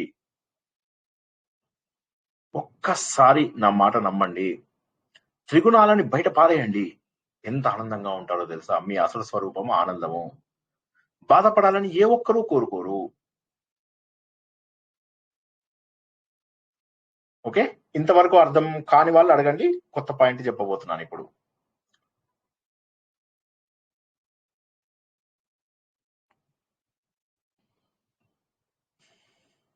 ఓకేనా? సరే, గత వారం చెప్పుకున్న పాయింట్స్ చెప్పుకుందాం. ఆల్రెడీ నేను ఇక్కడ రాసేసాను, ఇవి చదవండి. కనిపిస్తుందా క్లియర్ గా? ఫస్ట్ లైన్ కనిపిస్తుందా కనీసం? సరే, నా వీడియోది అంత క్లియర్ గా కర్మచోదనం, కర్మ సంగ్రహం, ఇవి గత వారము తెలుసుకున్నాం. కర్మచోదనం అంటే something that activates you to do the కర్మ. కర్మ చేయడానికి కావాల్సినటువంటి ప్రేరణ ఏంటి? కర్మ చేయడానికి చోదనము అంటే ప్రేరణ. చెప్పండి, చోదనము అనగా ప్రేరణ. ఆ ప్రేరణ ఎక్కడి నుంచి వస్తుందంటే జ్ఞానము అనేటటువంటి త్రిపుటి నుంచి వస్తుంది అని చెప్పి గత వారం తెలుసుకున్నాం. ఓకే, ఇప్పుడు గత వారం పాయింట్ ని మళ్ళీ దగ్గరికి వెళ్తున్నాం. గత వారం పాయింట్ ప్రకారం ఏంటంటే జ్ఞానము, జ్ఞేయము, జ్ఞాత అనేవి 3 ఉంటాయి. కర్త, కర్మ, క్రియ. ఓకే, ధ్యానము, ధ్యేయము, ధ్యాత. పని చేసేవాడు, పని, రామ కిల్డ్ రావణ. ఎన్ని ఉన్నాయండి అందులోపల? Subject, verb, object. Subject, verb, object, ఈ 3 ఉంటాయి. దాన్ని కర్త, కర్మ, క్రియ అంటారు. ఈ 3ంటిని కలిపి ఏమంటారు? త్రిపుటి అంటారు. జ్ఞానం అనేటటువంటి త్రిపుటి ఏదైతే ఉందో, ఈ జ్ఞానము అనేటటువంటి త్రిపుటి వల్ల నీకు ప్రేరణ వస్తుంది. ఉదాహరణకి నాకు వంట రాదు, వెళ్ళి వంట స్టవ్ ముందు, గ్యాస్ ముందు ఎగురుతానా? చెప్పండి. వంట వచ్చిన వాడైతే దబదబా పరిగెత్తుకుంటూ వెళ్ళి వంట చేస్తాడు. చెయ్యాలనుకోండి మీరు ఇంట్లోపల, బట్ అదే స్విగ్గీల నుంచి తెప్పిస్తున్నారు. ఇంట్లో వాళ్ళు పాపం ఆకలి మండిపోతుంటే స్విగ్గీ నుంచి తెప్పిస్తున్నారు. కానీ జ్ఞానం ఉన్న వాళ్ళు ఏం చేస్తారు? ఇంట్లోపల కూర్చొని చేస్తారు. ఫనీ గారు కాదని చెప్పారు అంటే ఆవిడ స్విగ్గీ నుంచి కాదు సార్, జొమాటో నుంచి తెప్పిస్తాను సార్ అని చెప్పేసి అంటున్నారు. అంతేనా ఫనీ గారు? కాదు సార్, ఇంట్లోనే చేస్తాను సార్. దానికి కారణం ఏంటంటే జ్ఞానము, జ్ఞేయము, జ్ఞాత. మొన్న నేను మా దీంట్లోపల పడుకునే అప్పుడప్పుడు బౌద్ధిక్ వింటూ నిద్రపోయేవాడిని. ఏది మా 15 రోజుల పాటు అక్కడ నూతక్కిలో తీసుకున్నాను కదా, తీసుకున్నప్పుడు పడుకునేవాడిని. అయితే మా ఫ్రెండ్ వచ్చి ఇక్కడ అందరి ముందు చెప్తున్నాడు అనమాట. చాలా మంది 10-15 మంది ఉన్నారు. ఆయన చెప్తున్నాడు, మనం దర్బా గారి గురించి అట్లా అనుకుంటే ఇట్లా అనుకుంటాం, ఆయన ప్రతిరోజు మధ్యాహ్నం బౌద్ధిక్లో పడుకునేవాడు తెలుసా అని అన్నాడు. నేనన్నాను, రమాకాంత్ గారు అబద్ధం చెప్పద్దు, పొద్దున కూడా పడుకునేవాడిని నేను అని చెప్పాను అనమాట. చెప్పగానే అందరూ హ్యాపీగా అయ్యారు. అదే విధంగా స్విగ్గీలో కాదు, నేను జొమాటోలో తెప్పిస్తాను అన్నట్టుగా ఇక్కడ ఏం జరుగుతుంది? జ్ఞానం లేనిదే ఒక పని రాదు. దాన్ని కర్మ చోదనము అంటారు. కర్మ చేయడం కోసమని ఇన్స్పిరేషన్. చోదనము అంటే ఇన్స్పిరేషన్ అని రాసుకోండి. ఇవాళ మాత్రం నోట్స్ పడాలి, మస్తు పడాలి నోట్స్. ఎరట్టాయిలో దుమ్ము నింపేయండి. తెలిసిన ప్రతి పాయింట్ ని రాయండి. వాళ్ళ అందరూ ఇది చేయండి. ఈ అధ్యాయాన్ని చాలా వినండి. నేను చాలా కష్టపడ్డాను, మీకు అర్థం చేయించడానికి నాకు ఇదైపోతుంది. మీరు అర్థం చేసుకున్నాక గుండె ఎంత ఆనందంగా ఉందో నాకు. సో కాబట్టి ఇంకా ఈ రోజు నుంచి మీరు బాధపడడం అనేది మానేయాలి, దుఃఖపడ్డం అనేటటువంటిది మానేయాలి. సంతోషపడండి, సంతోషం మానేయమని అనను, కానీ కనీసం బాధ మానేయండి, ఆలోచనలు మానేయండి, చెడు పనులు మానేయండి, చెడు భావాలు మానేయండి. పవిత్రులం మనం. ఇప్పుడు మీరు ఒక్కసారి ఆలోచించండి. చక్కగా పిల్లడికి తల్లి ఏం చేస్తుంది? పౌడర్ వేస్తుంది, చక్కగా స్నానం చేయిస్తుంది, మంచిగా సాంబ్రాణి పెడుతుంది, ఇక్కడ బొట్టు పెడుతుంది. చిన్న పిల్లల్ని ఎంత బ్యూటిఫుల్ గా తయారు చేస్తాం మనం. మా పాపది నాకు ఇంకా జ్ఞాపకం ఉంది. మా పాపకు 2 యాంటెనాస్ కూడా పెట్టేది మా ధర్మపత్ని. నాకు ఎంత ఇష్టమో అసలు మా పాపది. అట్లా బుగ్గలు ఇలా ఇంత బుగ్గలు ఉండేవన్నమాట దానికి. సో ఉంటే అసలు ఆ బుగ్గలతోటి అది అసలు ఎంత ముద్దొచ్చేదో. అలా ఉన్నటువంటిది అది పోయి మట్టిలో ఆడితే ఎలా ఉంటుంది చెప్పండి, ఇంత చేసిన తర్వాత? Yes or no? పాల బుగ్గలు సార్, అవి పాల బుగ్గలు. కరెక్టే. కానీ ఇప్పుడు నేను ఏమంటా అంటే, పోయి ఇంత బాగా తయారు చేసిన తర్వాత వెళ్ళి మట్టిలో ఎగిరి బురదలో దిగితే ఎట్లా ఉంటుంది? మమ్మల్ని మీరు ఇంత జ్ఞానవంతులుగా చేస్తే మేము అజ్ఞానంలోనే ఇంకా ఉండిపోతే మీకు బాధ వేస్తుంది సార్. అది ఇది మీరు మీరు మీరు అది చాలా తప్పు తెలుసా? మీరు మంచిగా దారిలోకి రండి, ఎంత ఆనందంగా ఉండండి. ఎప్పుడైనా ఎవరైనా ఏడ్చారంటే ఈ గ్రూప్ లోపల వాళ్ళు దేవుడికి దూరం అవుతారు.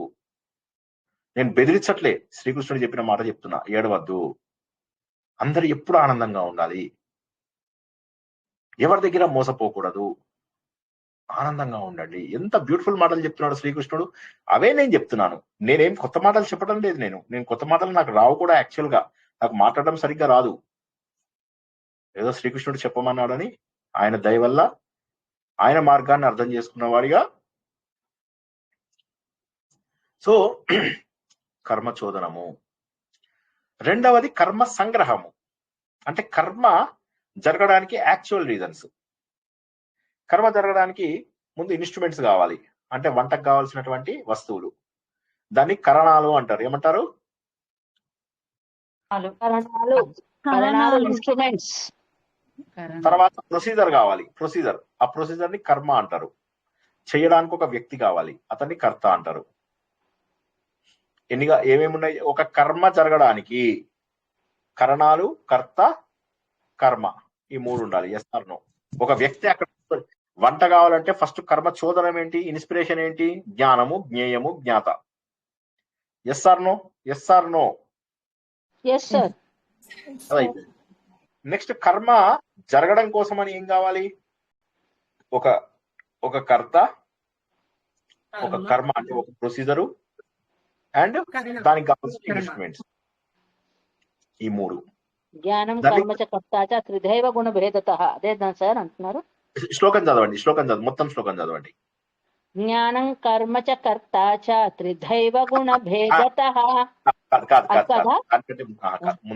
జ్ఞానం జ్ఞేయం పరిజ్ఞాత త్రివిధ కర్మ చోదన కరణం కర్మ కర్తేతి త్రివిధ కర్మ సంగ్రహ.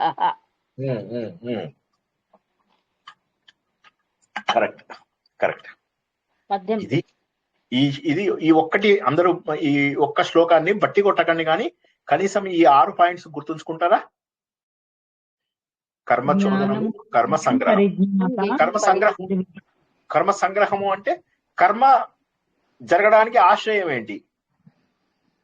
కర్మ జరగడానికి కరణాలు కావాలి, ఇన్స్ట్రుమెంట్స్.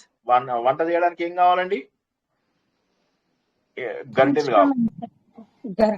కావాలి, స్టవ్ కావాలి. ఇవన్నీ కాక కర్మ అంటే ప్రొసీజర్ చేయడం. ముందుగా ముక్కల్ని తరిగి ముక్కుడు మీద పెట్టండి, ఆ తర్వాత అందులో పొటాషియం పర్మాంగనేట్ చల్లండి. ఇలాగా ఉంటుంది కదా మనకు ప్రొసీజర్. ఆ ప్రొసీజర్ ని కర్మ అంటారు. కర్మ అంటే పని. నెక్స్ట్ కర్త. కర్త అంటే ఎవరు ఉండాలి? మీ హస్బెండ్. చేసేవాడు అదే మేమే సార్, మేమే సార్. మీ హస్బెండ్.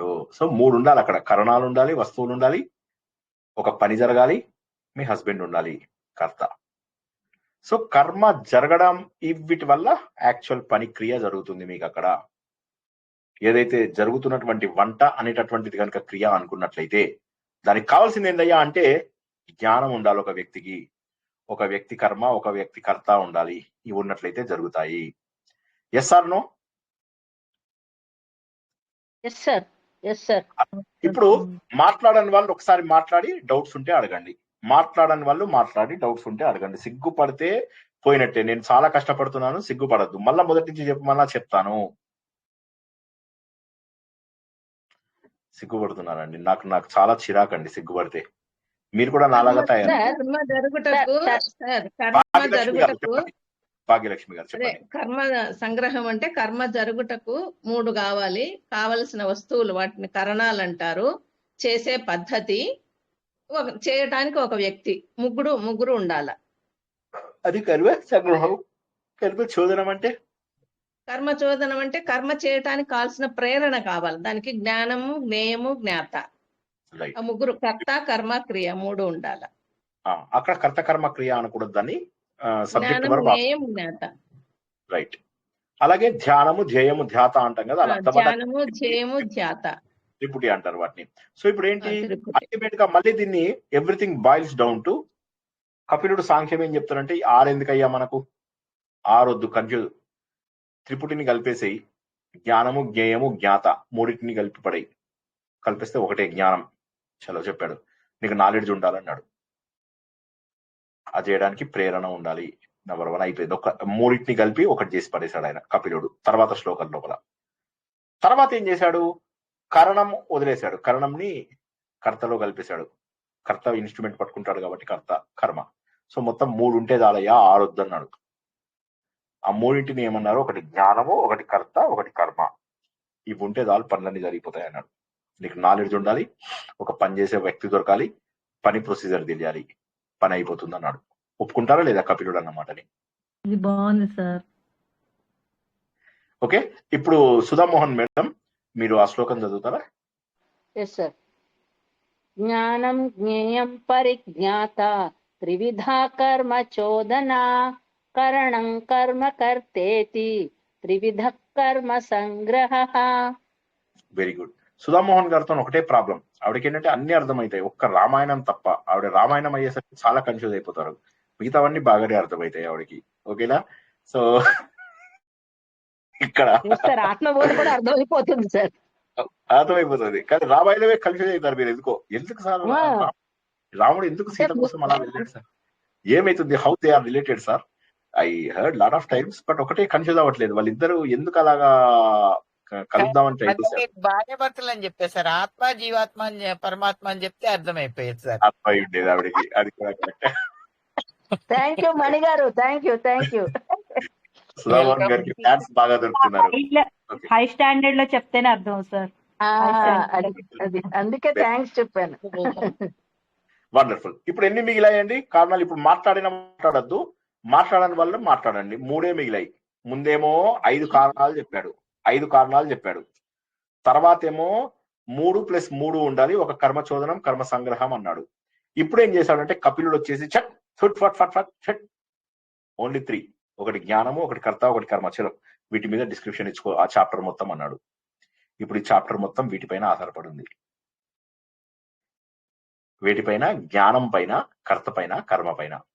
ఇప్పుడు ప్రశ్నలు అడగని వాళ్ళు కామ్గా ఉన్నారనుకోండి, నేను మీ పేరు ఎత్తాల్సి వస్తుంది. ప్రశ్నలు అడగని వాళ్ళు కామ్గా ఉంటే నేను మీ పేరు ఎత్తుతాను. కాబట్టి అడగండి, ఎవరైనా అడగండి. సరే సుగుణ గారు, ఆ 3 ఏంటి చెప్పండి? మిగిలిపోయిన 3. జ్ఞానము, కర్త, అది కపిలుడు అని వింటున్నారు. Very good. సత్యప్రభ గారు, ఆ మిగిలిన 3 ఏంటి? సార్ నేను చెప్తాను. జ్ఞానము, కర్త క్రియ. ఎవరు చెప్పారు? నేను రమాదేవి. నేను సత్యప్రభ గారిని అడిగాను. సత్యప్రభ గారు చెప్పండి. జ్ఞానము కర్మ కర్త సార్. ఓకే, ఉషారాణి గారు చెప్పండి. జ్ఞానము కర్త కర్మ. రాజశేఖర్ రెడ్డి గారు చెప్పండి.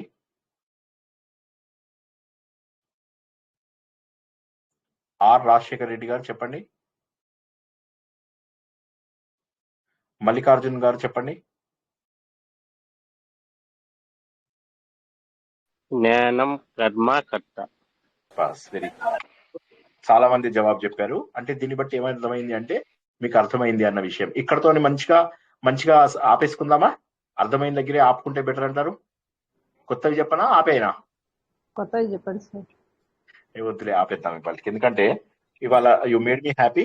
ఇది ఒక్కసారి మళ్ళీ చూడండి. ఇప్పుడు ఈ టేబుల్ ఎవరైనా ఫోటో తీసుకుంటే మీకు మంచిగా కనిపిస్తుందా? నేను మీకోసం రాశాను. నా హ్యాండ్ రైటింగ్ అర్థం కాకపోతే మీరు గ్రూప్ లో పెట్టండి సార్ ఒక చిన్న ఫోటో. దాన్ని క్లియర్ గా ఇందులో ఇక్కడ నుంచి కనబడదు సార్ సరిగ్గా. మీరు తీసి పంపిస్తే బాగుంటుందేమో. లైటింగ్ పడుతుంది సార్, మీరు ఊరికే ఫోటో తీసి పెట్టండి. మంచి ఐడియా, కరెక్ట్. ఇంతవరకు నేను ఆపేస్తాను. ఎందుకంటే నేను చాలా కష్టపడుతున్నాను ఒక 4 వారాలుగా. వచ్చే వారం నుంచి మీకు 2-3 వారాల్లో కంప్లీట్ చేసేయమంటే చేస్తాను. ఎందుకంటే ఇదే మెయిన్ మనకు. తర్వాత అంతా కూడా మళ్ళీ మనకు సాత్విక జ్ఞానం, రాజసిక జ్ఞానం, తామసిక జ్ఞానం, సాత్విక కర్త, రాజసిక కర్త, తామసిక కర్త, సాత్విక కర్మ, రాజసిక కర్మ, తామసిక కర్మ, ఇలా వెళ్ళిపోతూ ఉంటాం అన్నమాట. వీటి లోపల మళ్ళీ వేరేవి కొన్ని ధృతి ఇలాంటివి వస్తాయి. అవి మళ్ళీ ఎక్స్ప్లెయిన్ చేస్తారు. ఇవన్నీ కూడా సాత్విక, రాజసిక, తామసిక గుణం. దేవుడు సాత్వికం ఒకటి చెప్తే సరిపోతుంది.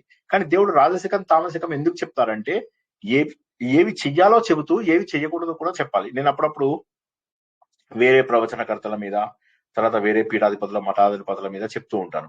వాళ్ళంటే నాకేమీ ద్వేషము, కోపమేమీ లేదు. కానీ మనం జాగ్రత్తగా ఉండాలి అని చెప్పి, పీఠాల పేరు మీద, మఠాల పేరు మీద కోట్ల కొద్ది సంపాదించుకుంటున్నానంటే మీరు అక్కడికి వెళ్ళకండి అని చెప్పడం. అలాగే జనాలు తోసి తన్ని అక్కడికి వెళ్ళకండి అంటాను. అలాంటి వాళ్ళ బదులు ఇంటి దగ్గర ఆలయాన్ని. సో నేను సొల్యూషన్ కూడా ఇస్తున్నాను. I'm not only criticising but also I'm giving you a solution.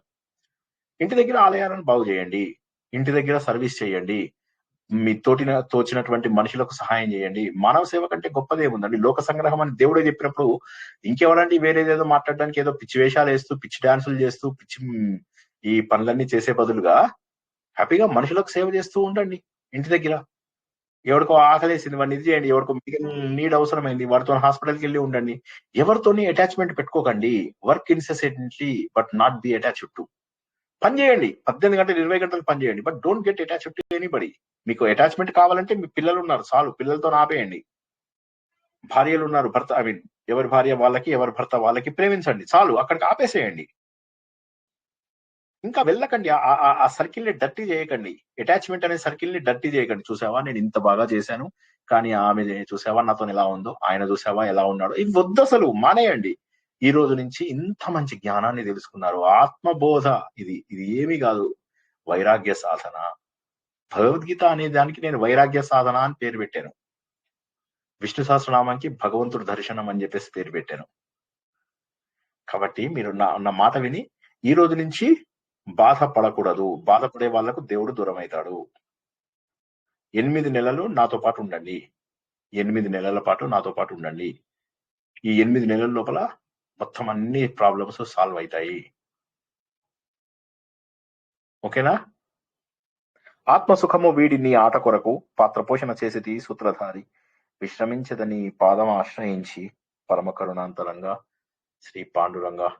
జై శ్రీరామ్.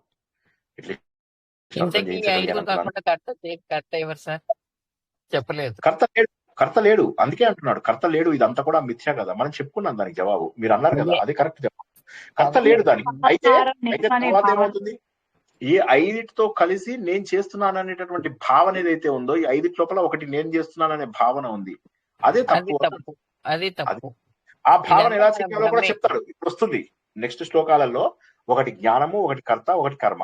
ఆ కర్త వచ్చినప్పుడు మనం దాన్ని డీటెయిల్ గా తెలుసుకుంటాం. సో అఫీషియల్ గా నేను అనేటటువంటిది ఏదైతే ఉందో అది ఏది చెయ్యదు. నేను అనేది ప్యూరెస్ట్ ఫామ్. ఒకసారి గనక నేను ఆత్మస్వరూపుడనని మనస్ఫూర్తిగా గుర్తుపట్టిన మరుక్షణము మీరేమన్నా చంపేసినా కూడా మీకేం కాదు.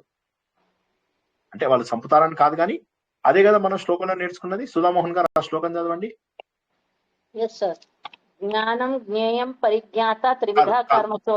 అంతకంటే 2-3 శ్లోకాల ముందు వాడు చంపినా కూడా చంపిన వాడు కాదు అని వస్తుంది. శరీర వాంగ్ మనోభిర్యత్ కర్మ ప్రారభతే నరః న్యాయం వా విపరీతం వా పంచైతే తస్య హేతవః.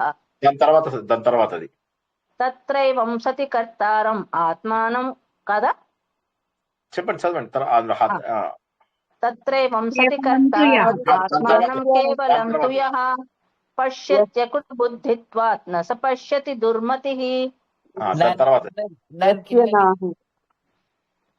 హత్య అనేది యస్య నాహంకృతో భావః యస్య నాహంకృతో భావః యస్య నాహంకృతో భావః బుద్ధిర్యస్య న లిప్యతే హత్వాపి స ఇమాన్ లోకాన్ న హంతి న నిబధ్యతే. నా హంతి నా లిప్యతే, ఈ పదాలని కొద్దిగా గుర్తుంచుకోండి. నా హంతి చంపినా కూడా, నా హంతి, నా అహం, నా అహం అంటే ఏంటండి? సంస్కృత టీచర్స్ రజనీ గారు అంటే సో కాబట్టి నేను అనేది కనుక వదిలేసేయండి. మీరు నేను అనేది వదిలేసేయండి, నా మాట విని వదిలేసేయండి.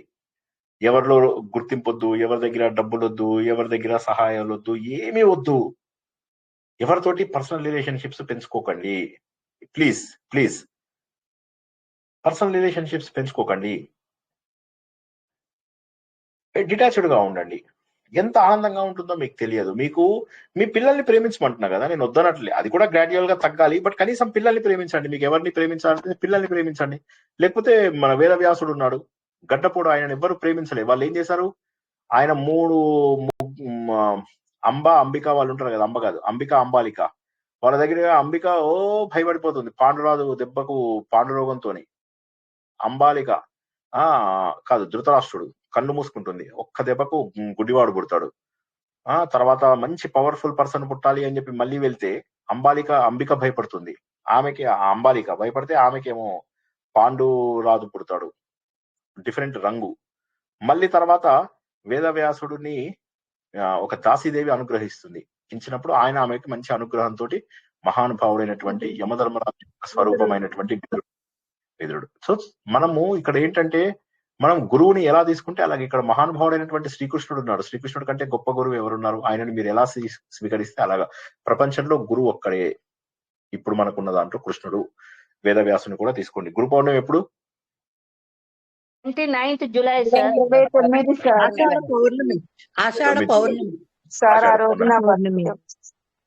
సో గమ్మత్ ఏంటంటే మా గురు పూజలు ఆల్రెడీ స్టార్ట్ అయిపోయాయి. మా RSS లో గురు పూజలు స్టార్ట్ అయ్యాయి. రేపు ఎల్లుండి గురు పూజ ఉంది 5వ తారీఖు నాడు. మొన్న సండే కూడా ఒక గురు పూజ జరిగింది. 22 దాకా గురు పూజలు జరుగుతాయి. చివరికి గురు పౌర్ణమి తోటి మేము పూర్తి చేస్తాం అన్నమాట. గురు పౌర్ణమి ఆషాఢ పౌర్ణమి లేదా వ్యాస పౌర్ణమి అని కూడా అంటారు అన్నమాట. ఆయనని గుర్తు తెచ్చుకోవడం కోసం అని చెప్పేసి చేసేటటువంటి మహోన్నత ఇది. నేను ఎల్లుండి వేరే చోట సండే నాడు మార్నింగ్ పూట ఒక చోట గురు పూజకి నన్ను వక్తగా పిలిచారు RSS లోనే. అక్కడ వినిపిస్తాను, అది మళ్ళీ మీ అందరికీ కూడా పంపిస్తాను, చక్కగా వినండి. సో ఆ విధంగా కృష్ణుడు అనేటటువంటి వాడు ఎవరైతే ఉన్నాడో మనకు అమోఘం, మన అదృష్టం. వేదవ్యాసుడు కూడా మనకు 5000 సంవత్సరాల కిందటి వాడవడం అదృష్టం. కాబట్టి ఎన్ని కష్టాలు వచ్చినా ఇది నేను కాదు. చిన్నపిల్లలకి ఏ విధంగానైతే పెద్ద దెబ్బలు తగిలినప్పుడు కూడా వాళ్ళకి రక్తం కారుతూ ఉంటుంది. నేను కాదు, నువ్వు కాదమ్మా అంటే ఏడుపు మానేస్తాడు. ఒక చైనీస్ పిల్లాడు అనమాట, మంచిగా ముద్దుగా ఉన్నాడు. తండ్రి వస్తూ డోర్కి టక్ టక్ అని కొట్టి అని పిల్లాడి ఇది రాస్తాడు. పిల్లాడి తనకు నిజంగా దెబ్బ తగిలిందని బోర్న ఏడుస్తాడు. అదేంటండి? దెబ్బ తగిలినప్పుడేమో ఏడ్చాడు, పెద్ద దెబ్బ తగిలినప్పుడు ఏడవలేదు. కారణం ఏమిటి? వీటన్నిటికీ కారణము కేవలము నేను నాకు అనేటటువంటి భావన. వదిలేయండి. నేను నాకు అనే భావన మెల్లమెల్లగా వదలండి. వదిలితే ఏమవుతుండే, ప్రాబ్లం వస్తే నాకు కాదనుకోండి, అంతే. తెనాలి సినిమా మాట మాటకి మళ్ళా ఆ సినిమాని వీలైనన్ని సార్లు చూసి అర్థం చేసుకోండి. అందులో ఏంటి, ఏదైనా నాకు మంచిదే, దేవుడు నాకు మంచిదే చేస్తాడు అనుకోండి. దేవుడి పంచాయతీలో చెడు జరగదు. దేవుడి యొక్క డిక్షనరీలో తప్పు అనే పని జరగదు. నీకు తప్పు అనిపిస్తే అది తప్పు అవుతుందా? దేవుడి పంచాయతీలో ఏది రాసిందో అది జరుగుతుందని గుర్తుంచుకుని అందరూ ఆనందంగా ఉంటారని ఆశిస్తున్నాను. ప్రశ్నలు ఏమన్నా ఉంటే మాట్లాడని వాళ్ళు మాట్లాడి తీసుకోండి, లేకపోతే రేపు రాత్రి కలుద్దాం. ఎవరికైనా ప్రశ్నలు ఉంటే అడగండి. సార్ జై శ్రీకృష్ణ. ఇందాక బోర్డు మీద రాసిన దాంట్లో చివరి పదము కరణము ఏనా సార్? జ్ఞానం అంటే జ్ఞేయము, కర్త అంటే జ్ఞాత అని కనపడింది. కర్మ అవును. ఒకటి కనపడలేదు సార్. అది కరణం కరణం కరణము. కరణం పోయి కర్మ ఓకే కర్మ లోపల జాయిన్ అయిపోతుంది. Okay sir. కర్ణాలతోనే కదా కర్మ అయ్యేది. అవి ట్రాన్స్ఫర్ అయిపోతాయి. జ్ఞానము ఇది చూడండి, జ్ఞేయం అనేటటువంటిది ఏదైతే ఉందో అది జ్ఞానంలోకి ట్రాన్స్ఫర్ అయిపోయింది. అవునా? ఇన్స్ట్రుమెంట్స్ వెళ్ళిపోయేమో కర్మలో కలిసిపోయాయి. అవునా కదా? నెక్స్ట్ లాస్ట్ ఏంటి? జ్ఞాత. జ్ఞాత ఎవరైతే నాలెడ్జిబుల్ పర్సన్ ఉన్నాడో వాడే కర్తగా కన్వర్ట్ అయిపోయాడు. అంటే కపిలుడు అది మీకు భగవద్గీతలో ఎక్కడ దొరకదు. నేను అది మీకోసం రాశాను. ఇది నేను ఫోటో పంపిస్తాను మీకు. ఎందుకు రాశానంటే మీకు ఎక్కడా లేదు. ఏ భగవద్గీత ఏ డెఫినేషన్స్ లో చూడండి, మీకు అది ఎక్కడా దొరకదు. అదేంటంటే నేను ఆలోచించి దాన్ని ఎలాగా 6 నుంచి 3కి ఎలా తీసుకురావాలి, 5 నుంచి 5 అనుకున్నాం, తర్వాత 6లోకి వచ్చాం, తర్వాత 3లోకి తీసుకురావాలి, ఏం జరిగి ఉండొచ్చు, ఏ ట్రాన్స్ఫర్మేషన్ జరిగి ఉండొచ్చు అని ఆ ట్రాన్స్ఫర్మేషన్ బొమ్మ తీశాను. అది మీరు బట్టి కొట్టండి, మీకు అర్థమయ్యే వరకు బట్టి కొట్టండి, అర్థమవుతుంది తప్పకుండా. జై శ్రీకృష్ణ. ఇంకా